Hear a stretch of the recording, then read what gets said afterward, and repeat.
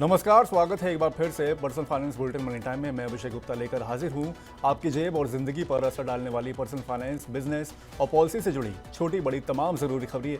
तो चलिए फटाफट शुरू करते हैं खबरों का ये सिलसिला। अगर आप प्याज की महंगाई से परेशान हैं तो अब इस परेशानी से छुटकारा दिलाने आ रही है कांदा एक्सप्रेस। सरकार ने दिवाली से पहले प्याज की बढ़ती कीमतों पर लगाम लगाने के लिए अपने बफर स्टॉक से 1600 टन प्याज पहली बार महाराष्ट्र से दिल्ली तक रेल के जरिए पहुंचाने की योजना बनाई है। पहली बार प्याज की ढुलाई के लिए रेल का इस्तेमाल किया जा रहा है। कांदा एक्सप्रेस नाम की विशेष ट्रेन महाराष्ट्र के लासलगांव रेलवे स्टेशन से रवाना होगी। ये ट्रेन 20 अक्टूबर को दिल्ली के किशनगंज रेलवे स्टेशन पहुंचेगी। सरकार को उम्मीद है कि इस आपूर्ति से दिल्ली एनसीआर में प्याज की कीमतों को स्थिर करने में मदद मिलेगी। वर्तमान में विभिन्न शहरों में प्याज की खुदरा कीमत 75 रुपए प्रति किलोग्राम तक पहुंच गई है। इसी तरह की व्यवस्था लखनऊ, वाराणसी, असम, नागालैंड और मणिपुर सहित पूर्वोत्तर राज्यों में भी की जाएगी। नासिक से दिल्ली तक 56 ट्रकों के बराबर एक ट्रेन का खर्च 70.20 लाख रुपए होता है, जबकि सड़क मार्ग से 84 लाख रुपए का खर्चा आता है। इस प्रकार प्रति ट्रेन 13,80,000 रुपए की बचत होगी। भारतीय रेलवे ने अपने टिकट रिजर्वेशन सिस्टम में बड़ा बदलाव किया है। भारतीय रेलवे ने ट्रेन टिकट के लिए एडवांस बुकिंग टाइम 120 दिन से घटाकर 60 दिन कर दिया है। इसका मतलब है कि अब आप 120 दिन नहीं बल्कि सिर्फ 60 दिन पहले ही ट्रेन में रिजर्वेशन करा सकेंगे। भारतीय रेलवे का ये नया नियम 1 नवंबर 2024 से लागू होगा। रेल मंत्रालय ने इस बारे में नोटिफिकेशन जारी कर दिया है। एडवांस ट्रेन टिकट बुकिंग के नए नियम का पहले से बुक किए गए टिकटों पर कोई असर नहीं पड़ेगा। इस खबर के बाद से आईआरसीटीसी के शेयर में काफी गिरावट आई है। बीएसई पर आईआरसीटीसी का शेयर 2.18% टूटकर 872 रुपए पर बंद हुआ। भारतीय रेलवे ने 2024-25 में 7.5 अरब यात्रियों को यात्रा करवाने का लक्ष्य रखा है। ये संख्या पिछले साल की तुलना में 9% ज्यादा है। अधिकांश मामलों में देखा गया है कि टिकट दलाल 4 महीने पहले से ही टिकट बुक करा लेते हैं। इससे टिकटों की कृत्रिम किल्लत पैदा हो जाती है। नियम बदलने के पीछे रेलवे का मकसद ट्रेनों के कैंसिल होने पर पैसेंजर्स को होने वाली समस्याओं को कम करना है। इसके साथ ही लोगों के ट्रैवल प्लान्स को आसान बनाना है। इनकम टैक्स रिटर्न फाइल करने वालों के लिए खुशखबरी है। सीबीडीटी ने एक नया फॉर्म जारी किया है। इसे 12BAA नाम दिया गया है। नोटिफिकेशन के मुताबिक ये फॉर्म कर्मचारियों को उनके नियोक्ताओं को अपनी सैलरी के अलावा अन्य सोर्स से की गई टैक्स कटौतियों की सूचना देने में मदद करेगा। इसमें फिक्स डिपॉजिट, इंश्योरेंस कमीशन और शेयरों से मिलने वाले डिविडेंड जैसे विकल्प शामिल हैं। इस नए फॉर्म का लाभ ये होगा कि अब नियोक्ता कर्मचारी के अन्य सोर्स से कटे हुए टैक्स को ध्यान में रखकर सैलरी से टीडीएस काट सकेंगे। इससे कर्मचारियों को अपनी सैलरी से कटने वाले टैक्स को कम करने का मौका मिलेगा, जो उनकी वित्तीय स्थिति को बेहतर बनाने में मदद करेगा।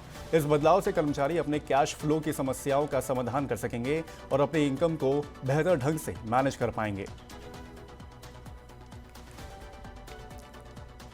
वोडाफोन आइडिया ने इक्विटी फंडिंग से हाल ही में 24,000 करोड़ रुपए जुटाए हैं, जिसका इस्तेमाल अब 5G सेवाओं को शुरू करने में किया जाएगा। कंपनी ने मार्च 2025 तक अपनी 5G सेवा शुरू करने की घोषणा की है। पहले चरण में दिल्ली और मुंबई में सबसे पहले 5G सेवाओं की शुरुआत होगी। कंपनी ने अगले साल जून तक भारत की कम से कम 90% आबादी को 4G सर्विस के दायरे में लाने का लक्ष्य रखा है। वोडाफोन आइडिया के 5G बाजार में आने से रिलायंस जियो और भारती एयरटेल के लिए कंपटीशन बढ़ जाएगा। वहीं इनके ग्राहकों को एक नया किफायती विकल्प मिलेगा। वोडाफोन के बाद बीएसएनएल के भी जून 2025 तक 5G सेवा शुरू करने की योजना है। इसके बाद टेलीकॉम बाजार में रिलायंस जियो और भारती एयरटेल की डुओपोली खत्म हो जाएगी और मोबाइल ग्राहकों को महंगे रिचार्ज प्लान से कुछ राहत मिलेगी। चिपसेट बनाने वाली कंपनी क्वालकॉम और चीन की स्मार्टफोन कंपनी शाओमी ने भारत में 10,000 रुपए से कम कीमत वाला 5G स्मार्टफोन पेश करने के लिए भागीदारी की है। इस साझेदारी के तहत शाओमी के फोन के लिए Qualcomm Snapdragon 4S Gen 2 processor उपलब्ध कराएंगी। बाद में इसे बाकी कंपनियों को भी दिया जाएगा। क्वालकॉम 10,000 रुपए से कम कीमत वाले स्मार्टफोन में प्रीमियम फीचर्स उपलब्ध कराने की कोशिश कर रही है। भारत में 5G की पहुंच को देखते हुए ये सबसे बड़ा बाजार है और कंपनियों के लिए सबसे बड़ा अवसर है। शाओमी इंडिया ने कहा कि वो इस साल के अंत तक क्वालकॉम के स्नैपड्रैगन 4S Gen 2 प्रोसेसर के साथ made in India Redmi A4 5G smartphone पेश करेगी। ये क्वालकॉम चिप से लैस 10,000 रुपए से कम कीमत वाला पहला स्मार्टफोन होगा। देश का डायरेक्ट टैक्स कलेक्शन वित्त वर्ष 2023-24 में 19.60 लाख करोड़ रुपए रहा। प्रधानमंत्री नरेंद्र मोदी के नेतृत्व वाली सरकार के 10 साल के कार्यकाल में डायरेक्ट टैक्स कलेक्शन में 182% की वृद्धि की गई है। आयकर विभाग के मुताबिक कॉर्पोरेट टैक्स संग्रह 10 साल में दोगुना से ज्यादा बढ़कर वित्त वर्ष 2023-24 में 9.11 लाख करोड़ रुपए से ज्यादा रहा। इस दौरान व्यक्तिगत इनकम टैक्स कलेक्शन 4 गुना बढ़कर 10.45 लाख करोड़ रुपए पर पहुंच गया। मोदी सरकार के पहले साल 2014-15 में डायरेक्ट टैक्स कलेक्शन करीब 6.96 लाख करोड़ रुपए था। इसमें कॉर्पोरेट टैक्स की हिस्सेदारी करीब 4.29 लाख करोड़ रुपए थी और व्यक्तिगत इनकम टैक्स की हिस्सेदारी 2.66 लाख करोड़ रुपए थी। भारत 2030 तक तीसरी सबसे बड़ी वैश्विक अर्थव्यवस्था बनने की दिशा में तेजी से आगे बढ़ रहा है। Rating agency S&P global ratings ने कहा है कि बढ़ती जनसंख्या बुनियादी सेवा का दायरा बढ़ाने में चुनौतियां खड़ी कर सकती है। वर्तमान में भारत की अर्थव्यवस्था 3,600 अरब डॉलर की है। भारत का लक्ष्य 2047 तक 30,000 अरब डॉलर की अर्थव्यवस्था बनना है। भारत इस समय दुनिया की 5वीं सबसे बड़ी अर्थव्यवस्था है। भारत ने अपने पूंजीगत खर्च को बढ़ाकर अपने कमजोर राजकोषीय क्षमता को सुधारने के लिए कदम उठाए हैं। इससे दीर्घकालिक वृद्धि को और अधिक सहारा मिलेगा। ऊंची मांग की वजह से चालू कैलेंडर वर्ष के पहले 9 महीने में देश के 7 प्रमुख शहरों में 4 करोड़ रुपए और उससे अधिक कीमत वाले लग्जरी घरों की बिक्री 38% बढ़ी है। रियल एस्टेट सलाहकार CBRE के मुताबिक जनवरी सितंबर 2024 में 4 करोड़ और उससे ज्यादा कीमत वाले लग्जरी मकानों की बिक्री बढ़कर 12,630 इकाई रही, जो एक साल पहले इसी अवधि में 9,165 इकाई थी। दिल्ली NCR में लग्जरी घरों की सबसे ज्यादा 5,855 इकाई बिकी हैं। मुंबई में लग्जरी मकानों की बिक्री 3,250 इकाई से बढ़कर 3,820 इकाई हो गई है। इस साल पुणे में 810 इकाई और चेन्नई में 185 लग्जरी घर बिके हैं। बेंगलुरु में आलीशान घरों की बिक्री 240 इकाई से घटकर 35 इकाई और हैदराबाद में 1,560 इकाई से घटकर 1,540 इकाई रह गई है। कोलकाता में 4 करोड़ रुपए और उससे ज्यादा कीमत वाले घरों की बिक्री इस साल बढ़कर 380 इकाई हो गई है।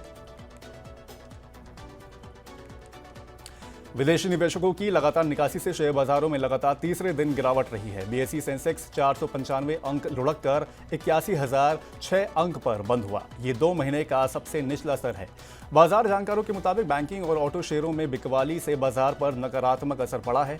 NSE निफ्टी 221 अंक की गिरावट के साथ 24,749 अंक पर बंद हुआ। शेयर बाजारों में आई आज की गिरावट के बाद निवेशकों को 6 लाख करोड़ रुपए का नुकसान हुआ है। चीन में रिवाइवल पैकेज मिलने की उम्मीद में विदेशी निवेशक उभरते बाजारों से पैसा निकालकर दोबारा चीन बाजार में निवेश कर रहे हैं। इसलिए भारत जैसे तमाम विकासशील बाजारों में गिरावट का दौर लंबे समय से जारी है।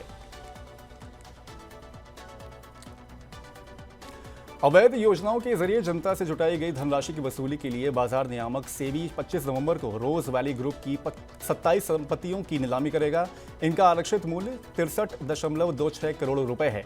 नीलाम होने वाली संपत्तियों में पश्चिम बंगाल और बिहार में फ्लैट, भवन, जमीन के टुकड़े और होटल शामिल हैं। ये नीलामी 25 नवंबर को सुबह 11 बजे से दोपहर 1 बजे के बीच आयोजित की जाएगी।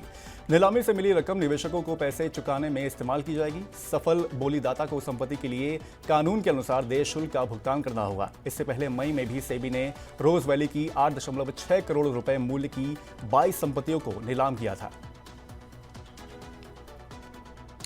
IPO लाने की तैयारी में जुटी NBFC कंपनी आरोहन फाइनेंशियल सर्विसेज लिमिटेड को RBI ने बड़ा झटका दिया है। भारतीय रिजर्व बैंक ने 4 नॉन बैंकिंग फाइनेंशियल कंपनियों पर लोन देने से प्रतिबंध लगा दिया है। इसमें आरोहन फाइनेंशियल सर्विसेज लिमिटेड, आशीर्वाद micro finance limited, DMR finance private limited और नवी फिनसर्व लिमिटेड शामिल हैं। इन चारों NBFC पर प्रतिबंध का यह आदेश 21 अक्टूबर से लागू होगा। ये कार्रवाई इन कंपनियों की मूल्य निर्धारण नीति में गड़बड़ी पाए जाने के बाद की गई है। ये कंपनियां अपने ग्राहकों से ज्यादा ब्याज की वसूली कर रही थीं।